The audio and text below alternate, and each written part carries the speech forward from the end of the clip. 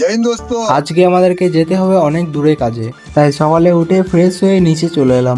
আর নিচে এসে দেখলাম আজকে ওয়েদারটা অনেক মেঘলা করে আছে। তারপর চায়ের দোকানে এসে একটা কেক আর এক কাপ চা খেয়ে নিলাম। তারপর আমরা হাঁটতে হাঁটতে চলে যাই উত্তর 55 বাস স্ট্যান্ড। मौसम तो ऐसा लग रहा है दिल गार्डन गार्डन हो रहा है, बहुत मजा आ रहा है यहाँ पे। এরপর একটি বাসে চেপে আমরা চলে যাই ধর্মতলা। তারপর ধর্মতলা গিয়ে বাস থেকে নেমে আমরা ধরে নিলাম খিদিরপুর যাওয়ার বাস।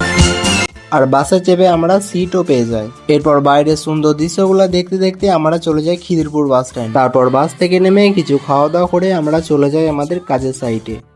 আর আমাদের কাজ ছিল এই বিল্ডিংটার উপরে, তাই সিঁড়ি ধরে উপরে উঠে আমি জামা কাপড়গুলো চেঞ্জ করে নিই। এরপর আমরা লেগে যাই নিজেদের কাজে।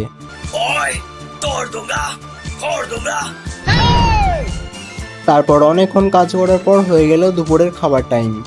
তারপর মুখ হাত ধুয়ে আমরা চলে এলাম একটি হোটেলে। তারপর খাওয়া শেষ করে এক বোতল পানি কিনে নিয়ে আমরা চলে এলাম আমাদের কাজের সাইটে। আর বিল্ডিংটা পাশে একটা আম গাছ ছিল, তাই আমরা দুজন মিলে ভাবলাম আম পাড়বো। साला बहुत नीच आदमी रहे।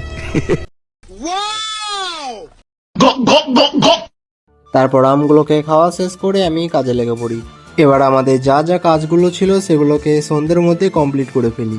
আর মেশিনটা এত গরম হয়েছিল আমার হাতে ফোঁসকা পড়ে গিয়েছিল। पाकिस्तान को मैं फाड़ के रख दूंगा। তারপর মুখ হাত ধুয়ে জামা কাপড় চেঞ্জ করে আমরা নিচে চলে আসি সিঁড়ি ধরে। আর আজকে অনেক মজার মজার কিছু ঘটেছিল, তাই আমি তোমাদেরকে এটা নেক্সট ভিডিওতে বলবো, কারণ এই ভিডিওটা অনেক বড় হয়ে যাবে। তোমরা পার্ট 2 এর জন্য ওয়েট করো আর চ্যানেলটিকে সাবস্ক্রাইব করে দিও। कैसे कैसे लोग रहते हैं यार यहाँ पर।